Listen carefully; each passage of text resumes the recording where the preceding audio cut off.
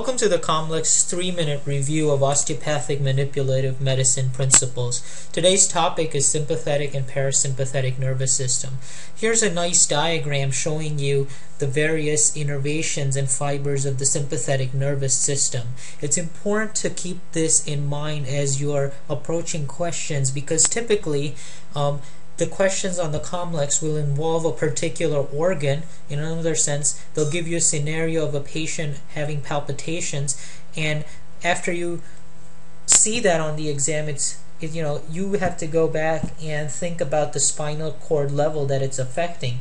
And so if it's the head and the neck, or any pathology that's relating in the head and the neck region, such as sinusitis, headaches, things like that, you're thinking about the spinal cord level from T1 to T4.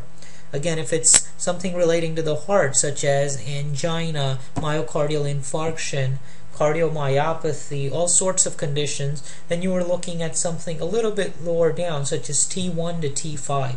And so this diagram is extremely helpful. The respiratory system, which involves the lungs, is a very high yield organ on the COMLEX, especially for OMM. So if a patient comes in, they present with pneumonia, you're going to be looking at the spinal cord level T2 to T7, and that's going to help you answer a lot of the questions on the COMLEX. Questions can be presented in two ways. One way is you'll be presented with a patient who has a specific condition such as pneumonia, and you'll have to select the appropriate spinal cord level. Or the question may have information about the spinal cord level, and they would want to know its effect on the organ, such as whether or not stimulating T1 to T4 causes increased lung secretions, things like that. And so you have to make sure that you understand the question, whether it's something somatovisceric or viscerosomatic, and then answer these questions. So the esophagus, which involves things like dysphagia, esophageal cancer, is usually at T2 to T8. And again, most textbooks vary on the appropriate spinal cord levels, but if you stick to one, then you'll be good for the exam.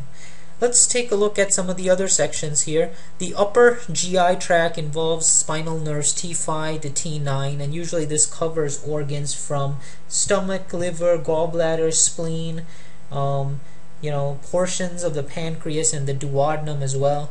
And then the ganglia here, which can be seen as we go back to this diagram here, is the celiac ganglion right here. And so these nerve fibers come out here and they go and all meet at this ganglion, which later splits into different organs here.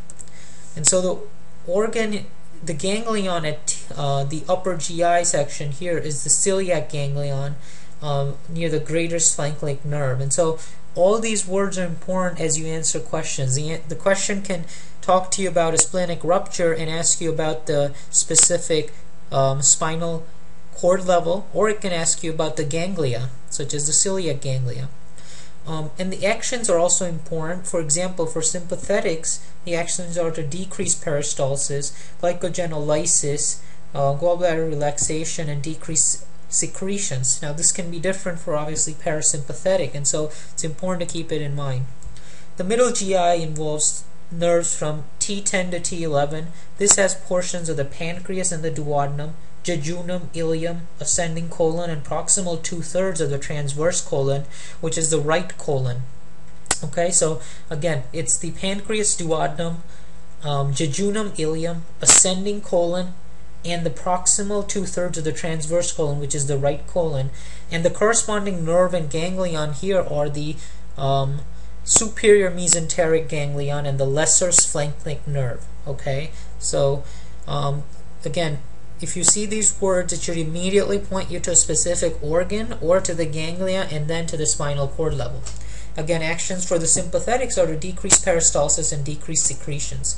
For lower GI, T12 to L2, the organs are distal 1/3 of the colon, and again, the descending colon and sigmoid colon, such as the left colon. And another important point here is the rectum, and so anything involving the rectum, ulcerative colitis or any other rectal cancer, rectal bleeding, should immediately point you to T12 to L2.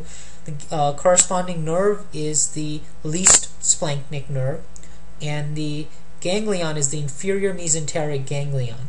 Okay, so those are some of the key things that you want to remember. Now, specific organs here that you would like to know for the sympathetics. Well, the appendix is T12.